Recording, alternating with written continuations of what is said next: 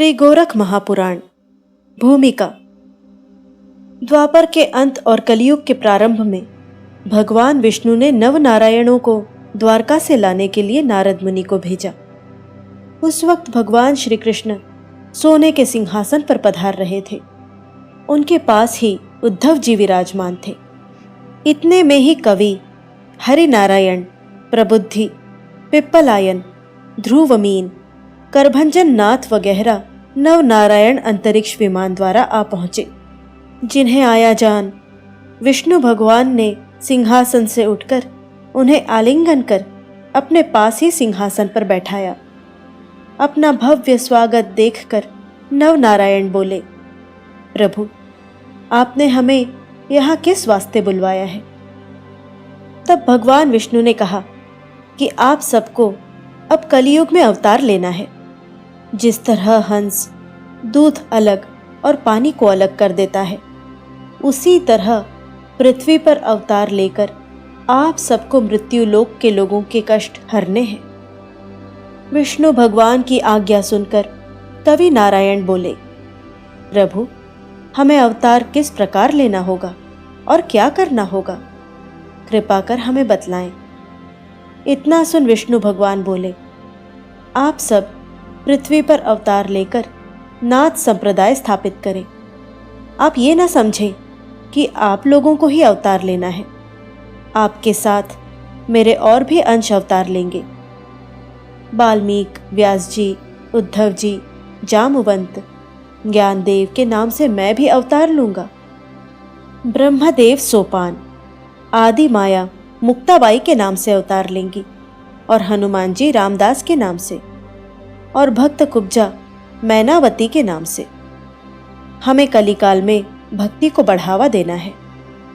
इतना सुन कवि नारायण बोले, प्रभु, हम लोगों को कहाँ और किस प्रकार अवतार लेना है और कैसे प्रकट होना है, इसके लिए भी आदेश करें। प्रभु बोले कि पहले ही मुनि व्यास जी ने भविष्य पुराण में सब वर्णन कर दिया है कि ब्रह्मा जी के वीर्य से 88,000 ऋषियों का जन्म हुआ है। उसी समय वीर्य का कुछ अंश जगह जगह छिटका, उसी में से कुछ अंश 3 बार समुद्र में भी गिरा, जिसमें से 2 अंश तो दोने में गिरे और तीसरे को एक मछली सटक गई। उसके उदर से कवि नारायण अर्थात मच्छेंद्र नाथ का जन्म हुआ। भगवान शंकर ने अपने तीसरे नेत्र से अग्नि निकालकर कामदेव को भस्म किया था। तब उस अग्नि के प्रभाव से अंतरिक्ष नारायण अग्नि के गर्भ से अवतार लेकर जालंधर नाथ नाम के योगी प्रसिद्ध हुए।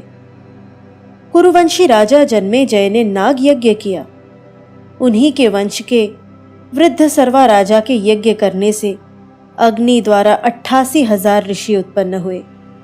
ब्रह्मा जी के वीर्य का कुछ अंश रेवा नदी के किनारे भी गिरा था, जिससे चमस नारायण रेवण सिद्ध के नाम से प्रकट होंगे। उसी वीर्य का कुछ भाग एक नागिन ने खाया, तभी से नागिन के गर्भ में ब्रह्म बीज है।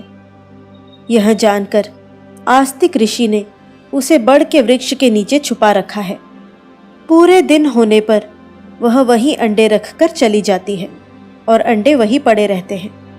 उसी एक अंडे में से अविहोत्र नारायण ने जन्म लेकर वर सिद्धि वाले नागनाथ के नाम से प्रसिद्धि पाई। मच्छेंद्र नाथ का सिद्ध किया सूर्य यंत्र गोबर के ढेर पर फेंकने से बहोहरि नारायण प्रकट होंगे और गोरख गुरु के नाम से प्रसिद्ध होंगे।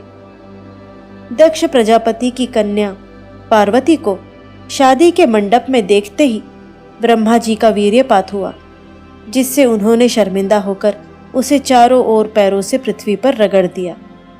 उससे 60,000 बाल खिल्द ऋषि जन्मे और जो कूड़े के साथ भागीरथी गंगा में जा गिरा था, वह कुशा के झुंडों में अटक गया, जिससे पिप्पलायन प्रभु प्रकट होकर चरपटी नाथ नाम से प्रसिद्ध होंगे। कैलिक मुनि ने अपना भिक्षा का पात्र आंगन में धरा, जिसमें अचानक सूर्य का वीर्य टपक गया। ऋषि ने उस भिक्षा पात्र को ढक दिया, जिससे राजा भर्तहरि का जन्म हुआ। हिमालय पर्वत पर अपनी पुत्री सरस्वती को देखकर ब्रह्मा जी का वीर्य जब पृथ्वी पर गिरा तो उस पर बाघ के पैर पड़ने से वह बाघ के पैरों से चिपक गया। कुछ छिटक कर हाथी के कान में जा गिरा, जिससे प्रबुद्धि नारायण ने अवतार लिया, जो कानिफा नाथ नाम से प्रसिद्ध हुए। गोरख गुरु ने मिट्टी का गाड़ीवान बनाया और करभंजन नाथ का जन्म हुआ। प्रभु ने यह रहस्य भली प्रकार समझाया कि किस योगी को कहाँ और किस प्रकार जन्म धारण करना है। इतना सुन सब ऋषिगण मंदिराचल पर्वत पर पहुंचे और शुक्राचार्य की समाधि के निकट समाधि लगाई। तब 9वें और 10वें शुक्राचार्य प्रथम जन्मे। श्री गोरख महापुराण प्रथम भाग। मच्छेंद्र नाथ के जन्म के समय शिव और गौरा पार्वती कैलाश पर्वत पर पधार रहे थे। तभी पार्वती ने महादेव से कहा, आप किस मंत्र का जाप करते हैं? वह मंत्र मुझे भी बताने की कृपा करें।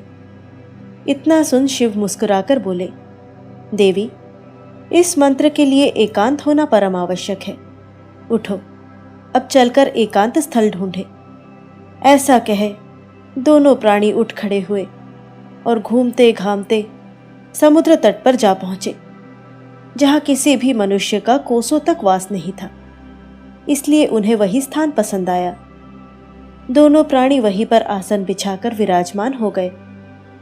तब शिवजी ने महामाया पार्वती को ब्रह्म ज्ञान का उपदेश सुनाना आरंभ किया। परंतु जिस मछली ने ब्रह्म वीर्य निगलकर गर्भ धारण किया था, वह मछली पास ही पानी में थी। मछली मां के गर्भ में उन मंत्रों को जीव अहम भावना तज ब्रह्मरूप हो गया। कथा समाप्ति के बाद महादेव ने पार्वती जी से पूछा कि कुछ कथा का सार समझी? गर्भ के भीतर से मच्छेंद्रनाथ बोले, सब कुछ ब्रह्मरूप है। दूसरी आवाज सुनकर शिवजी ने उस ओर देखा, तब जाना कि मछली के गर्भ से कवि नारायण जन्म लेने वाले हैं। ऐसा समझ शिवजी बोले, तुम्हें मेरे उपदेश से महान ज्ञान लाभ हुआ है, लेकिन पूर्ण उपदेश लाभ दत्तात्रेय जी के दर्शनों द्वारा होगा। तुम सामर्थ्य होने पर बद्रिकाश्रम आना, वही तुम्हारी मनोकामना पूर्ण होगी। इतना कहकर शिवजी पार्वती को संग ले कैलाश पर्वत को चले गए और मच्छेंद्रनाथ मछली मां के उदर में शिवजी से सुने मंत्र का जाप करने लगे। पूरे दिन होने पर मछली मां समुद्र के बाहर अंडा देकर वापस समुद्र में चली गई। कुछ समय उपरांत एक बगुला मछली पकड़ने समुद्र तट पर आया और वहां अंडा पड़ा देखकर अपनी तेज चोंच से अंडा फोड़ने लगा। अंडे के भीतर से हुआ की तेज आवाज सुनकर बगुला भाग गया। कुछ देर बाद कामिक नामक एक मछुआरा वहां आया और सूर्य के समान तेज मुख वाला रोता हुआ बालक देखकर उसका दिल भर आया। वह सोचने लगा कि यह प्रभु का प्रसाद तो मुझ अभागे को मिला दिखाई देता है। इतने में ही आकाशवाणी हुई, हे कामिक, यह बालक यहां तो तड़प तड़प कर मर जाएगा। यह कवि नारायण का अवतार है। इसे अपने घर ले जाकर पुत्र समान इसका लालन पालन कर और इसका नाम मच्छेंद्रनाथ रखना। तेरे सब पाप नष्ट होकर सारा कुल तर जाएगा और पृथ्वी पर तेरा नाम अमर हो जाएगा। आकाशवाणी सुन कामिक बालक को अपने घर ले जाकर अपनी पत्नी से बोला, यह बालक हमें भगवान ने दिया है। पत्नी ने बालक को गोद में लेकर दूध पिलाया। तब तक कामिक ने सारी घटना बयान कर दी। तब सारदत्ता ने खुश हो बालक को नहला धुला, कपड़े पहना, झूले में सुला दिया। एकाएक अपूर्व सुंदर बालक के मिलने से पति पत्नी दोनों को ही आनंद हुआ।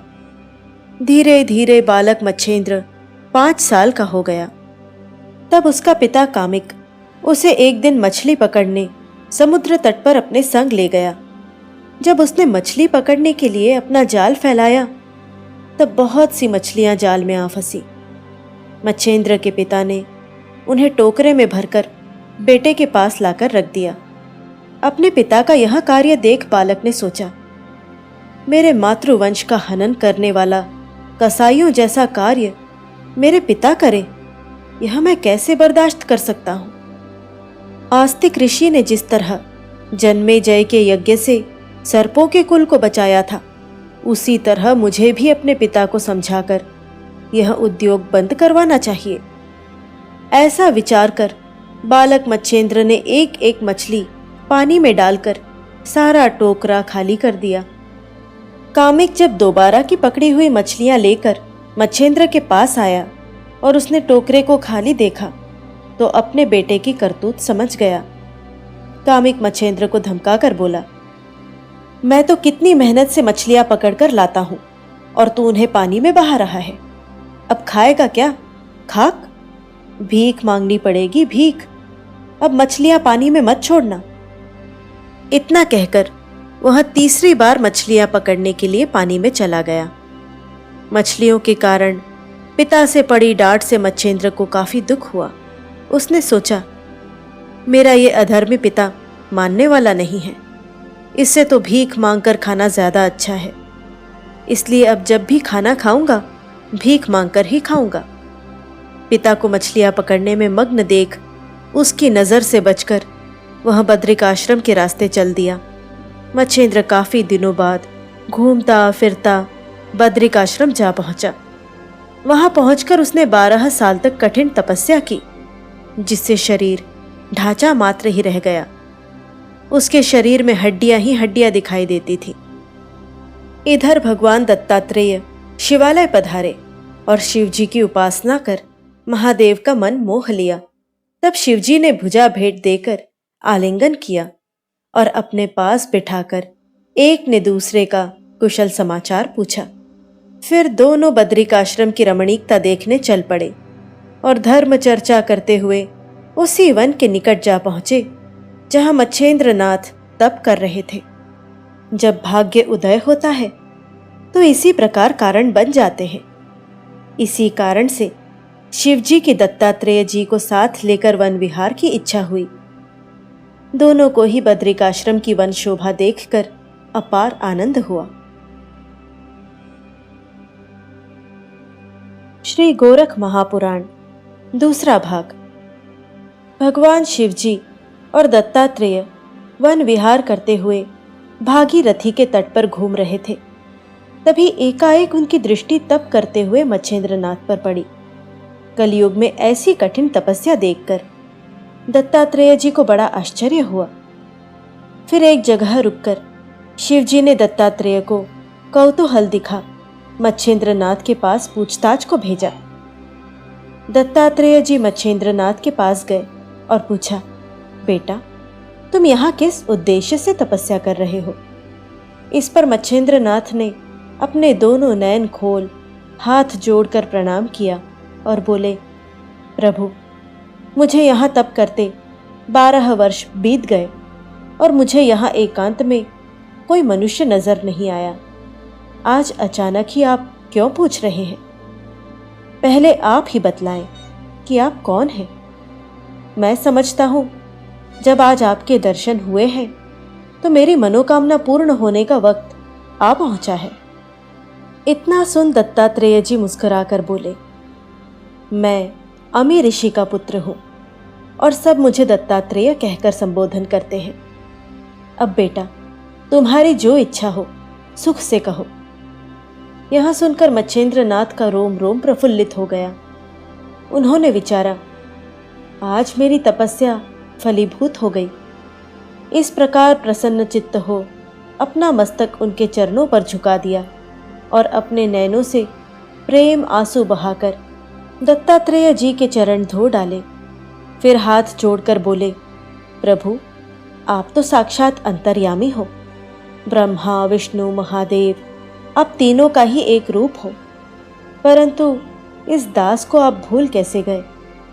अब आप मेरे सारे दुर्गुणों को दूर करने की कृपा करें।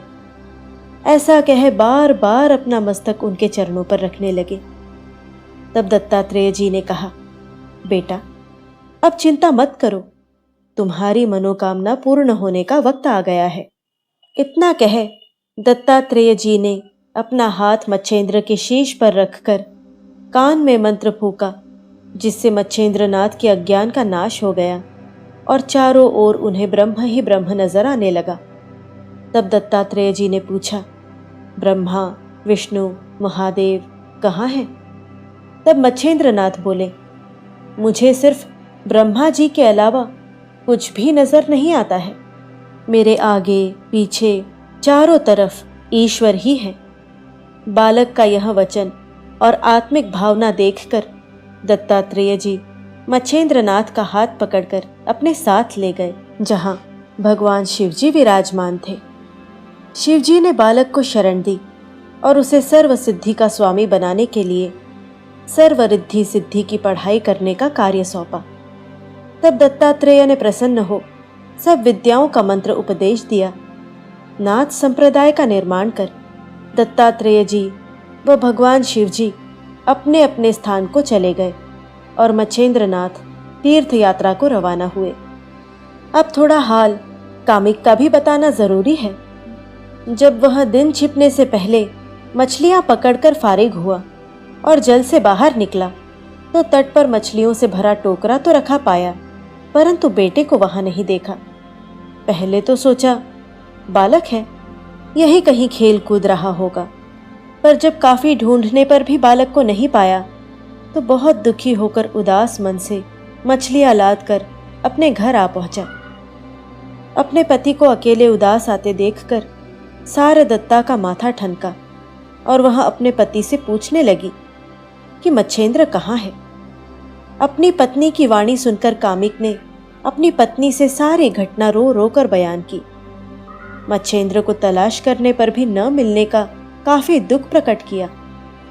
अपने पति के मुख से बेटे के खो जाने की कथा सुनकर सारदत्ता काफी कुपित हुई, काफी रोई, चिल्लाई, और जब बेचारी का होने पर कोई बस न चला तो पति को बुरा भला कह छटपटाकर पत्थर सिला अपनी छाती पर रख ली। दोनों प्राणियों को भारी दुख हुआ, पर होनी के आगे कुछ बस न चला। अब मच्छेंद्र जी की कथा सविस्तार ध्यान करते हैं। वह तीर्थ यात्रा करते हुए सप्तशृंगी जा पहुंचे। बड़े भक्ति भाव से वहां की देवी के दर्शन किए और हाथ जोड़कर विनती की, हे माता, सावर मंत्र विद्या पूरी तरह मेरी बुद्धि में बैठ गई है। अब उसी को कविता में रचने का मेरा विचार है। इससे जनता को समझाने में काफी आसानी होगी, परंतु जब तक मातेश्वरी की कृपा न होगी तब तक कार्य सिद्ध होना दुर्लभ है। फिर उन्होंने वहां देवी का अनुष्ठान किया। 7 दिन बीतने पर देवी प्रसन्न हुई। देवी माता ने कहा, बेटा, तूने किस इच्छा से मेरा अनुष्ठान किया है? मच्छेंद्रनाथ बोले, हे मातेश्वरी, सावर मंत्र विद्या को कविता में रचने का मेरा विचार है, सो आप मेरी सहायता करें, मेरी इस मंत्र विद्या को सफल करें।